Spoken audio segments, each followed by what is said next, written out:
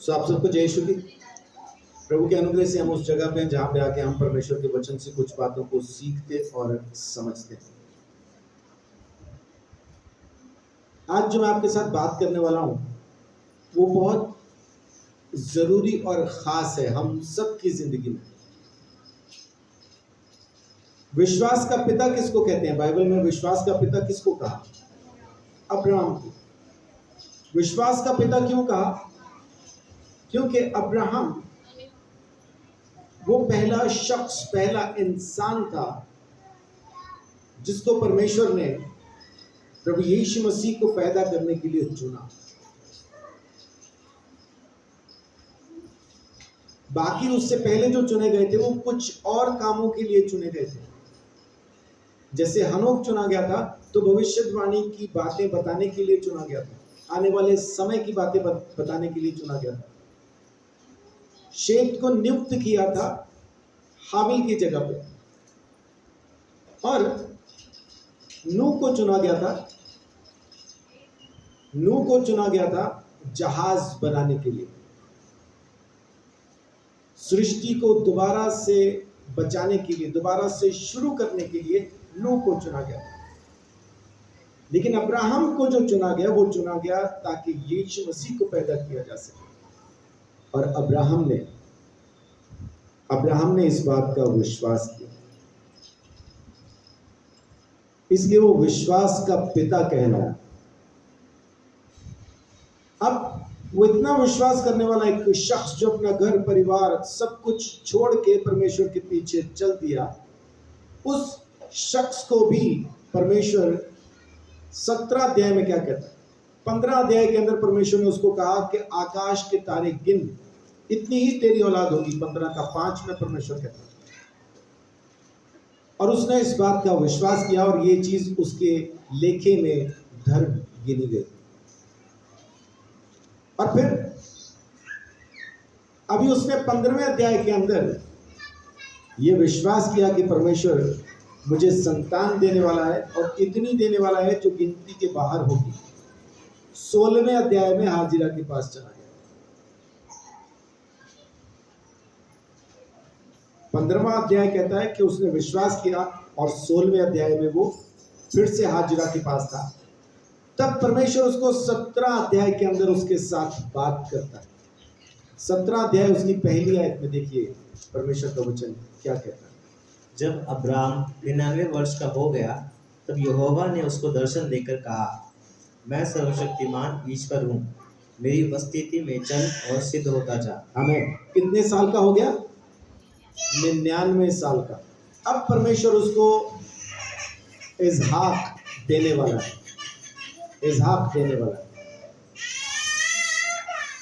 99 साल का हो गया वो। 99 साल। किस उम्र में जाके परमेश्वर उसको कह रहे कि सिद्ध हो जा? अब उम्र के हिसाब से देखें, उम्र के हिसाब से अगर हम सोचने समझने की कोशिश करें तो वो लगभग 100 साल का है। अब उसको क्या जरूरत है कुछ सीखने की या कुछ सिद्ध होने की? वो तो दूसरों को सिखा सकता है, ऐसी उम्र में है वो। लेकिन परमेश्वर उसको क्या कह रहा है? मैं सर्वशक्तिमान परमेश्वर हूँ, अल शदाई, मैं सर्वशक्तिमान परमेश्वर हूँ, मेरी उपस्थिति में चल और सिद्ध होता जा। यानी परमेश्वर के साथ चलना क्या है? परमेश्वर चाहता है कि एक खास रिश्ता हम उसके साथ रखें, नजदीक का रिश्ता, बहुत नजदीक का। परमेश्वर ने अब्राहम को ये कहा, अब तू मेरी उपस्थिति में चलो और सिद्ध होता है। बिल्कुल नजदीक का रिश्ता परमेश्वर रखना चाहता है, और उसकी उपस्थिति में चलना, उसकी प्रेजेंस में चलने का मतलब है कि अब हम उसकी इच्छा के हिसाब से जीना शुरू करें। एक कातिल जिसने बाहर जेल से बाहर था, जब वो उसने कत्ल किए, 8, 10, 15, 20 जितना मन में आया उतने उसने कत्ल किए। लेकिन उसके बाद जब उसको कैद में रखा, जब जेल में उसको रखा, जब उसको सजा सुना दी गई कि अब तुझे उम्र कैद दी जाती है, तो क्या अब भी जेल में रह के भी वो अपनी मर्जी के हिसाब से चलेगा या फिर जेल के जो कानून है उसके हिसाब से चलेगा? कानून के हिसाब से। इतने बजे सोना माने वो सोए ना सोए, लेकिन उतने बजे उसको बैरक में बंद कर दिया जाएगा। इतने बजे उठना, सारी रात ना सोया हो, वो सुबह ये नहीं कह सकता है सारी रात नहीं सोया, आज मैं दिन में सोऊंगा, ये नहीं कह सकता। उतने बजे उठना माने उठना। और जो कैदी होते हैं जेल में, दो तरह के बंदे जेल में कैद होते हैं। एक होते हैं जिन पे अभी केस चल रहा है, उनको सजा सुनाई नहीं गई, उनको कोई काम नहीं दिया जाता जेल के अंदर, वो खाते पीते मौज करते हैं, उनको कोई टेंशन नहीं है ना, उनको खाना मिलेगा, सोने को मिलेगा, बस उतना ही। लेकिन जो सजा याफ्ता है, जिनके ऊपर सजा डिक्लेयर हो गई है, जिनको कोर्ट ने दोषी करार देके उनको सजा सुना दी है, वो जेल में फिर काम करते हैं, उन्हें काम करना पड़ता है, उसकी उनको मजदूरी मिलती है। संजय दत्त जब जेल में था, जब उसके ऊपर सजा उसको सुनाई गई थी, तो जेल में रह के वो अखबार के लिफाफे बनाया करता था। एक लिफाफे के उसको 10 पैसे के पता नहीं 25 पैसे ऐसा मिलते थे। वो पैसे जमा किया करता था, और जब रक्षाबंधन आता था, उसकी बहनें जब आया करती थी, तो वो पैसे वो उनको दिया करता था। दो तरह के लोग हैं जेल के अंदर भी, एक जो अपनी मर्जी से चल रहे हैं, और दूसरे वो जो कानून के हिसाब से चल रहे हैं। वो कानून के हिसाब से क्यों चल रहे हैं? बाहर तो वो कत्ल करते रहे, अब क्यों चल रहे हैं कानून के हिसाब से? क्योंकि अब वो कानून की उपस्थिति में जी रहे हैं। अब वो जेल में जी रहे हैं, वहां जी रहे हैं जहां पे पूरी तरह से कानून लागू किया जाता है। परमेश्वर की उपस्थिति में जीना भी वैसा ही। जब आप परमेश्वर की उपस्थिति में जीते हैं तो आपके ऊपर परमेश्वर का कानून लागू हो गया। अब आप उसके सामने जब चलेंगे, उसके सामने जब जिएंगे, तो वैसा ही जिएंगे जैसा परमेश्वर चाहता है। अब आप अपनी मर्जी नहीं कर सकते। लेकिन तो भी जेल में दो तरह के लोग हैं, एक वो जिन पे अभी केस चल रहा है, एक वो जिनका केस खत्म हो गया। तो अगर आपका केस अभी चल ही रहा है तो आप भी अपनी मर्जी से चल सकते हैं। लेकिन अगर आपका केस खत्म हो गया, यीशु मसीह ने आपके सारे केस को खत्म कर दिया है, तो अब आपको परमेश्वर की उपस्थिति में चलना लाजमी है, जरूरी है। इसे कहते हैं परमेश्वर की उपस्थिति में। परमेश्वर अब्राहम को कह रहा है, अब्राहम जो कि विश्वास का पिता कहलाता है, यहां तक कि अधोलोक को भी अब्राहम की गोद कहा गया, कि जो विश्वासी जाएगा अब्राहम की गोद में जाएगा। यीशु मसीह दृष्टांत में बताता है, एक कोढ़ी और एक धनवान। लाजर जब मरता है, वो कोढ़ी जब मरता है तो अब्राहम की गोद में है, अमीर मरता है तो वो आग की झील में है, जहां एक बूंद पानी नहीं, जीवन के जल की एक बूंद वहां पे नहीं। तो यीशु बताता है, वो कहां था लाजर? अब्राहम की गोद। अब्राहम की गोद माने जो भी विश्वासी जाएगा वो वहां जाएगा जहां पे अब्राहम गया, विश्वास का पिता। जो विश्वास करता है वो अब्राहम की संतान कहलाता है, बाइबल हमें बताती है। ऐसे शख्स को परमेश्वर कह रहा है कि मेरी उपस्थिति में चल, अगर तुझे सिद्ध होना है। परमेश्वर आज की तारीख में हम सबको यही कह रहा है कि अगर तुम सिद्ध होना चाहते हो, सिद्ध का मतलब है ब्लेमलेस, निर्दोष, कोई भी दोष नहीं, कोई भी कमी नहीं, पूरी तरह से सिद्ध। अगर तुम सिद्ध होना चाहते हो तो मेरी उपस्थिति में चलो, पवित्र आत्मा की उपस्थिति में चलो, उसके साथ चलो, उसके साथ जियो, उठो बैठो, उसी के साथ खाओ पियो, उसी के साथ रहो। उसे कहते हैं परमेश्वर के साथ चलना, सिद्ध हो जाना, परमेश्वर की उपस्थिति में चलना, उसे कहा जाता है। अब्राहम को यह कहा गया, तो उसके सामने चलने का मतलब क्या है कि हम हमेशा उसकी उपस्थिति को महसूस करते हैं, परमेश्वर से अगुवाई लेते हैं, पवित्र आत्मा से अगुवाई लेते हैं कि किस तरह से चलें, और वही हमें निर्देश देता है, ऐसा करो, वैसा करो, ये करो, वो करो। जितने भी एक्टर एक्ट्रेसेस हैं, क्या उनको एक्टिंग नहीं आती? आती है। फिर उनको डायरेक्टर की जरूरत क्यों है, ये बताने के लिए कि कहां किस तरह से एक्टिंग करनी है। एक्टिंग तो उनको आती है, तो डायरेक्टर क्यों चाहिए फिल्मों में? और डायरेक्टर की भूमिका इतनी बड़ी होती है कि वो फिल्म को हिट भी करवा सकता है और फ्लॉप भी करवा सकता है। डायरेक्टर क्यों चाहिए? डायरेक्टर इसलिए चाहिए कि कोई भी एक्टर या कोई भी एक्ट्रेस अपनी मर्जी की एक्टिंग ना करे, वैसी करे जैसी उस वक्त उस सीन में दरकार है, जरूरी है। परमेश्वर की डायरेक्शन, परमेश्वर का निर्देश हमें क्यों चाहिए? किस जगह पे, कहां पे, हमें किस तरह से परमेश्वर के काम को करना, या किस तरह से हमें उठना बैठना, क्या बोलना क्या नहीं बोलना, ये परमेश्वर का आत्मा सिखाता और बताता है। परमेश्वर नहीं चाहता कि हम अपनी मर्जी से अपनी चीजों को पूरा करें, अपने कामों को पूरा करें। इसलिए परमेश्वर की वो डायरेक्शन, अगर एक अमिताभ बच्चन जैसे एक मजे हुए कलाकार को डायरेक्टर की जरूरत पड़ती है एक्टिंग करने के लिए, तो हम जो अपने आप को परमेश्वर में मजा हुआ सेवक समझते हैं, उसके दास दासियां समझते हैं, उसका विश्वासी समझते हैं, तो हम मजे हुए कलाकारों को भी उस परमेश्वर की डायरेक्शन की जरूरत पड़ती है। उसका निर्देश जरूरी है और उसको मानना हमारे लिए सख्त जरूरी है। जब तक हम उसको मानेंगे नहीं, तब तक परेशानी यूं ही लगातार बनी रहती है। फिर हम कहते हैं कि अब पता नहीं क्या हो गया, मैं तो चर्च भी जाता हूँ, प्रार्थना भी करता हूँ, वचन भी पढ़ता हूँ, भेंट दशमांश भी देता हूँ, और जरूरत पड़ने पे जरूरतमंदों की सहायता भी करता हूँ, मैं तो सब कुछ करता हूँ, लेकिन फिर भी परेशानी मेरी जिंदगी से जाती क्यों नहीं? क्यों?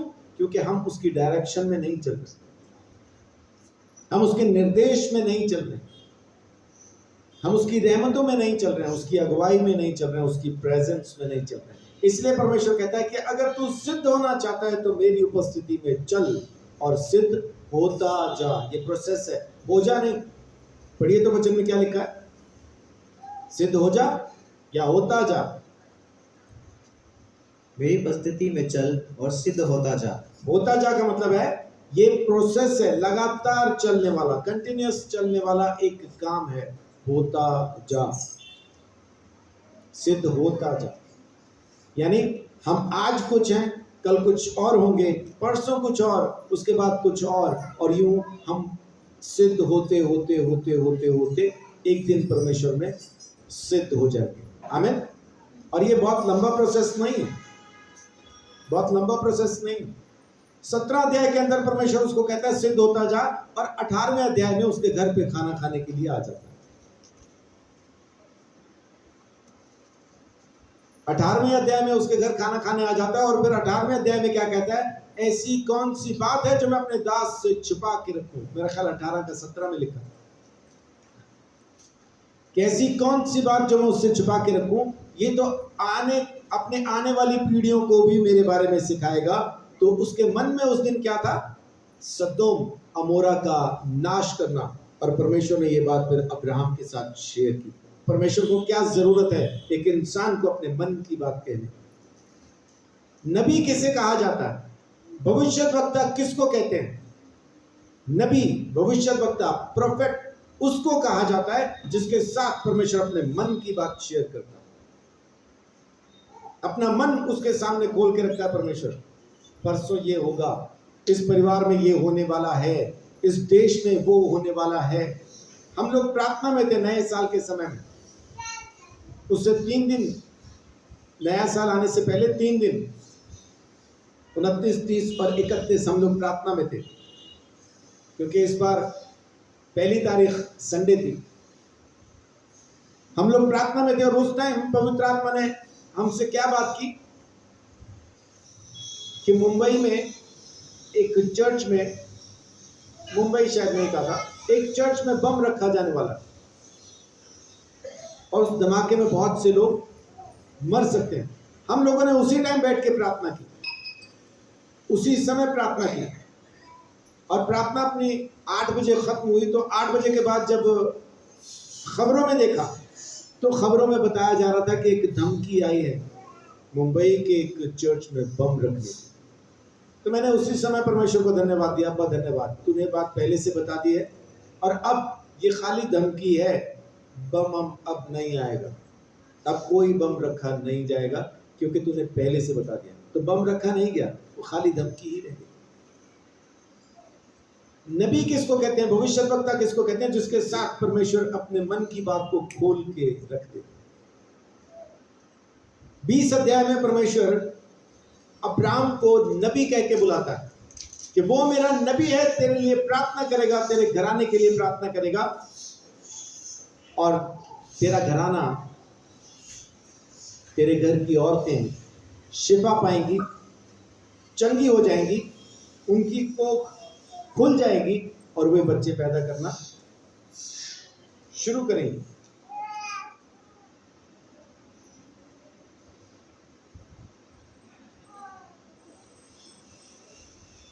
बीस अध्याय उसकी 7वीं आयत। इसलिए अब उस पुरुष की पत्नी को उसे लौटा दे, क्योंकि वह नबी है। वो नबी है, परमेश्वर कहता है, परमेश्वर उसके साथ बातें करता है, लेकिन तो भी उसको क्या कह रहा है, सिद्ध होता जा। और ये प्रोसेस बहुत लंबा नहीं था।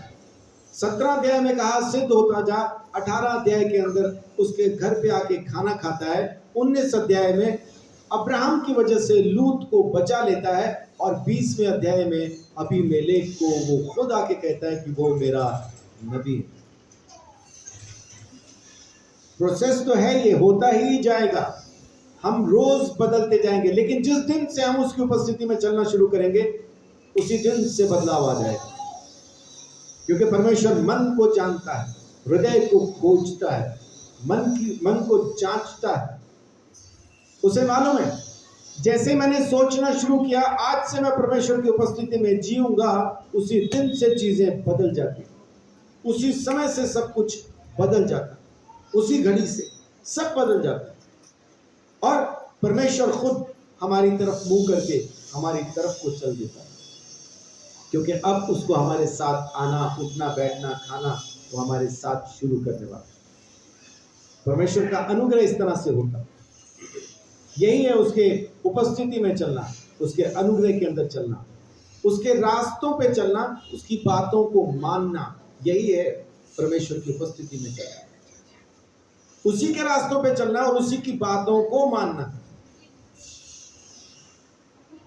इंडिया के अंदर हमें क्या सिखाया जाता है, सड़क पे चलो तो किस हाथ चलो, कीप टू द लेफ्ट, बाएं हाथ चलो। और परमेश्वर का अनुग्रह होता है और हम पहुंच जाते हैं अमेरिका, वहां के साथ चलना है। वहां गाड़ियों का जो स्टीयरिंग है वो लेफ्ट साइड पे, लेफ्ट हैंड ड्राइविंग है, अपनी राइट हैंड ड्राइविंग होती है, उनकी लेफ्ट हैंड है। तो उनको चलना किस तरफ है, सीधे हाथ। वहां जाके मैं ये नहीं कह सकता नहीं जी हमने तो बचपन से यही सीखा है कि अपने उल्टे हाथ चलो, हम तो उल्टे ही हाथ चलेंगे, हम नहीं चल रहे सीधे हाथ। तो वो आपको 1 सेकंड भी चलने नहीं देंगे, वो 1 सेकंड भी चलने नहीं देंगे। वो कहेंगे बेटा एक काम करो, इंडिया जाओ, वहां लेफ्ट पे चलाओ, यहां तो राइट पे ही चलनी, हाँ उल्टे पांव जाओ, सीधे हाथ नहीं चलना तो उल्टे पांव जाओ। परमेश्वर के रास्ते पे चलना भी ऐसा ही है। वहां पे हम ये नहीं कह सकते हमने तो यही सीखा, हम तो ऐसा ही चलेंगे, या तो मैं तो ऐसा ही हूं, बचपन से ऐसा ही हूं, मैं तो इसी तरफ चलूंगा, वो नहीं चलता। आपको परमेश्वर के रास्तों पे उसके कानून, उसके नियम के हिसाब से चलना होगा, उसकी आज्ञाओं के हिसाब से चलना होगा। यही है सिद्ध होने का एकमात्र तरीका, एकमात्र रास्ता। उसके रास्तों पे चलो, वो सीधा मार्ग निकालेगा। नीति वचन 3 का 5-6 बहुत बार आप लोग पढ़ चुके, बहुत बार पढ़ चुके। अपनी समझ का सहारा न लेना, वरन संपूर्ण मन से यहोवा पर ही भरोसा रखना, वो तेरे लिए सीधा रास्ता निकालेगा। वो तेरे लिए सीधा रास्ता निकालेगा। तो सीधा रास्ता परमेश्वर का ही रास्ता सीधा है, हमारे रास्ते उल्टे हैं, तो अपने को उल्टे रास्ते पे चलने की जरूरत नहीं है। हमें सीधे रास्ते पे यानी परमेश्वर के रास्ते पे ही चलना है। वही परमेश्वर की सिद्धता में हमें बढ़ाता है। और दूसरा, परमेश्वर ने जो वायदे किए, परमेश्वर ने जो वायदे किए, उन वायदों के ऊपर हमें विश्वास रखने की जरूरत है, भरोसा रखने की जरूरत है।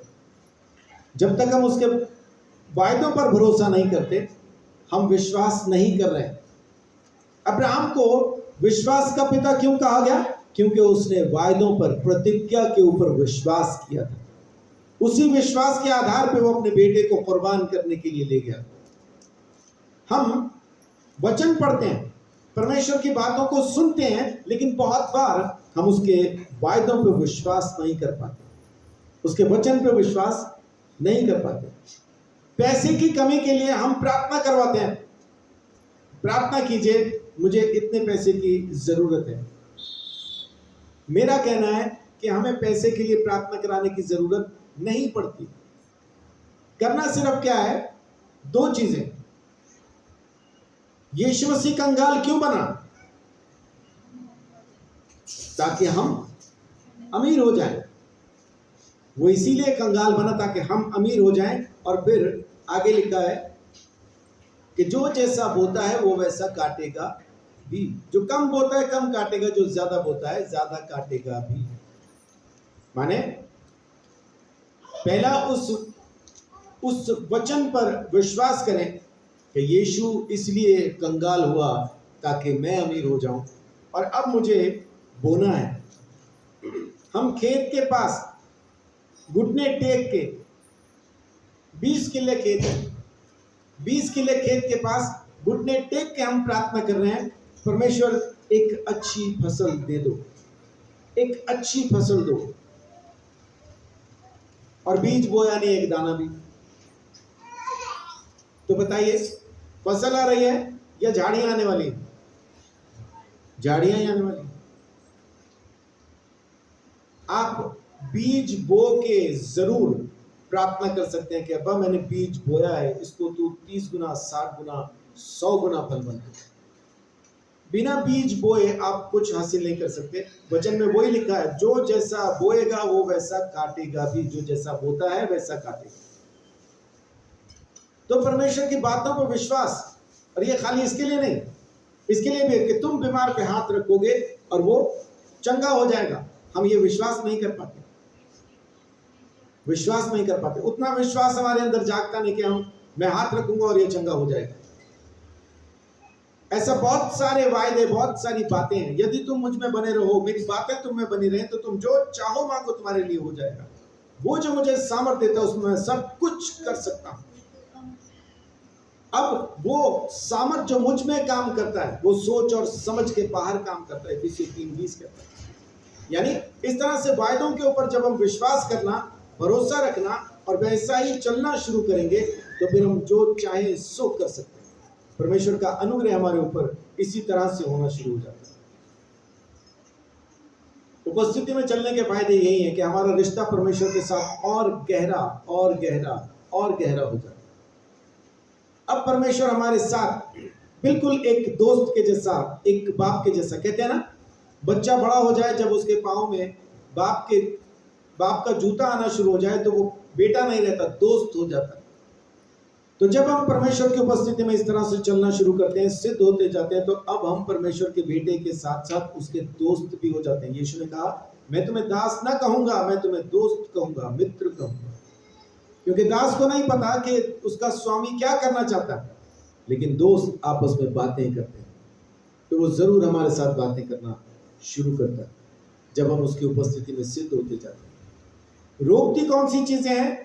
पहली चीज तो हमें पता ही है, पाप और अनाज्ञाकारिता, ये हमें रोकती है सिद्ध होने से, उसकी उपस्थिति में चलने से। तो अपनी अपनी जिंदगी को हमें जांचने की जरूरत है। जो पाप या जो अनाज्ञाकारिता हमारी जिंदगी में है उसे निकालें, वो खुद ही निकालना होगा, वहां से हमें खुद निकलना होगा। जब तक नहीं निकलेंगे तब तक चल भी नहीं पाएंगे। और फिर ध्यान इधर उधर भटकना, यानी परमेश्वर से हमारा ध्यान भटक जाना, कभी चिंता पे हो जाना, कभी कर्जे पे हो जाना, कभी बीमारी पे हो जाना, कभी झगड़े पे हो जाना, कभी शक, कभी कोई झगड़ा, कभी कोई चीज। अब परमेश्वर नहीं दिख रहा है, हमें चीजें अलग दिखाई दे रही, और इसके साथ साथ अपने काम में इतना ज्यादा बिजी हो जाना कि हमें परमेश्वर दिखाई ही ना दे।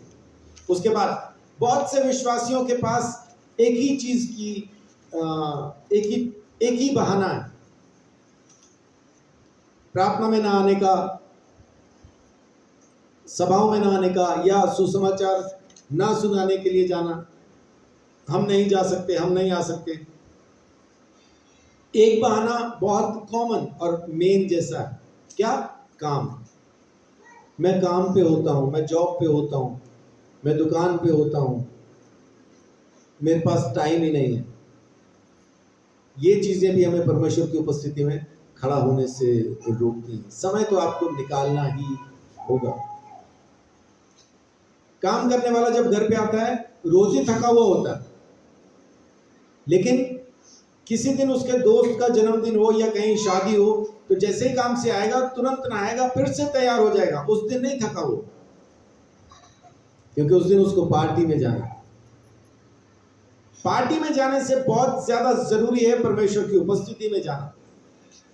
वो पार्टी से कहीं बढ़ के होना चाहिए, लेकिन वैसा नहीं कर पाते लोग। तो ये चीज भी हमें सिद्ध होने से रोकती है। और फिर एक भय, अब क्या होगा, एक डर, एक डाउट, शक। अपनी जिंदगी में बहुत से लोग डरे डरे से घूमते हैं। बच्चों का क्या होगा, मेरा क्या होगा, मेरा पति मुझे संभालता नहीं, मेरी पत्नी मुझे संभालती नहीं, मेरे माँ बाप मेरी सुनते नहीं, अब मेरा क्या होगा। फिर एक गब्बर सिंह हमारी जिंदगी में घूमना शुरू करता है, और वो हमेशा ही पूछता रहता है, अब तेरा क्या होगा कालिया। और उसी खौफ में, उसी भय में हम जीना शुरू करते हैं। ये चीज भी परमेश्वर की उपस्थिति में चलने से, बढ़ने से हमें रोकती है। जब हम परमेश्वर की उपस्थिति में, फिर काहे का डर, फिर किस चीज का शक, क्या नहीं मिलेगा, क्या होगा, क्या नहीं होगा, कौन सा डाउट है। फिर परमेश्वर की उपस्थिति है तो फिर कोई डर नहीं, कोई शक नहीं। परमेश्वर के वचन में पौलुस क्या कहता है रोमियो 8 अध्याय के अंदर, रोमियो 8 उसके 31 से जब आप पढ़ना शुरू करते हैं, तो वो कहता है कि जब परमेश्वर ने सब कुछ हमारे लिए दे दिया, अपने बेटे को भी दे दिया, तो मेरा विरोधी कौन हो सकता है। सब कुछ मुझे दे चुका है, उसने बेटा तक नहीं रखा, तो और सब कुछ मुझे क्यों ना देगा। उसने अपना बेटा भी नहीं रख छोड़ा, उसे भी दे दिया।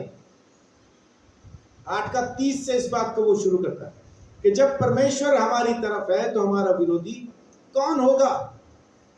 कोई भी नहीं। अब कौन में लगा लो सब कुछ, आगे उसने लिस्ट दे रखी है ना, लड़ाई झगड़े कलेश नंगाई, तमाम चीजें वहां पे लिखा, सब कुछ लिखा है, दरिद्रता ये वो फलान ढमकान सब लिखा। कोई भी हमारा विरोधी नहीं हो सकता। वो इंसानों की बात नहीं कर रहा है, वो बात कर रहा है चीजों की, हालातों की। कोई बीमारी, कैसी भी कोई कंगाली, कोई दरिद्रता, कोई कमी, कोई भी चीज हमारा दुश्मन नहीं हो सकती, हमारे विरोध में खड़ी नहीं हो सकती, क्योंकि परमेश्वर मेरे साथ है। आमीन। ये चीज रोक देती है हमें। जब हम ये नहीं समझ पाते तो ये भी परमेश्वर की उपस्थिति में बढ़ने से, उसकी सिद्धता में बढ़ने से हमें रोक देती है। इसके लिए करें क्या?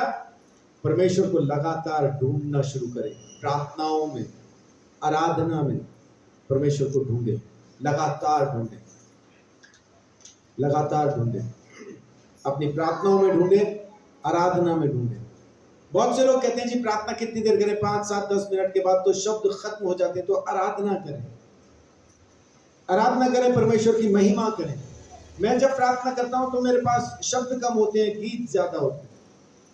मैं गीत ज्यादा गाता हूं प्रार्थना में, प्रार्थना करता हूं बीच बीच में, लेकिन गीतों की तादाद ज्यादा है। तो 2 घंटे 3 घंटे प्रार्थना की जा सकती है जब आप गीतों के साथ, आराधना के साथ करेंगे।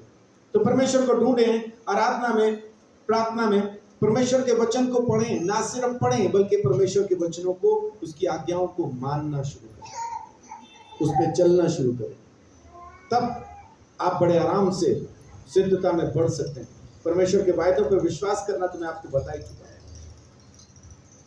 और सबसे अहम और जरूरी बात आज की तारीख में हमारे लिए क्या है कि हम पवित्र आत्मा की उपस्थिति, पवित्र आत्मा की अगुवाई ये जरूर अपनी जिंदगी में ढूंढें, जरूर ढूंढें।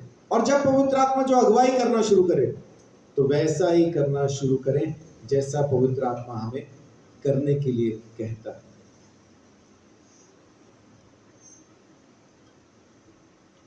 प्रभु यीशु मसीह ने हमें मूसा की व्यवस्था से तो स्वतंत्र कर दिया, लेकिन अभी एक और व्यवस्था के अंदर हम हैं।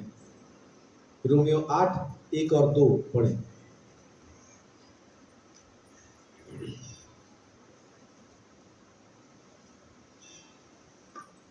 अतः अब जो यीशु मसीह में है उन पर दंड की आज्ञा नहीं, क्योंकि वे शरीर के अनुसार नहीं वरन आत्मा के अनुसार चलते हैं। हाँ।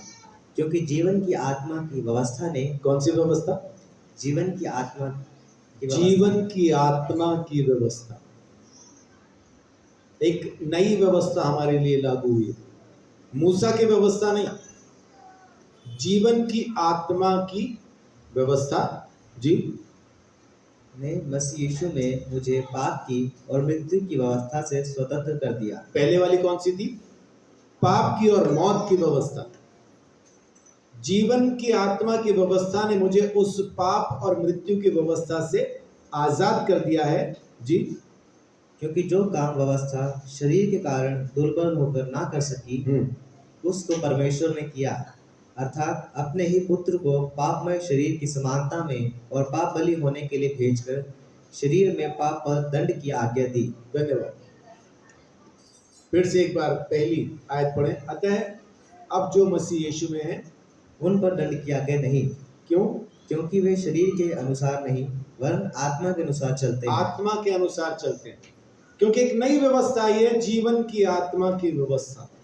उसी व्यवस्था के अनुसार, उसी आत्मा के अनुसार चलते हैं। और ये व्यवस्था कौन सी है? ये आज की तारीख में, प्रेजेंट, आज जो मैं कर रहा हूं, वर्तमान के समय में मुझे निर्देश देती है। ये वो व्यवस्था है। परमेश्वर का आत्मा आपके साथ बात करता है आज की तारीख के लिए, आज के हालात के लिए। वो पिछली बातें नहीं हमें बता रहा है, वो आज की बातें बताएगा। अब मुझे क्या करना है वो बताएगा। तो इसलिए पवित्र आत्मा की आवाज को सुनना, उसे ढूंढना जरूर शुरू करें।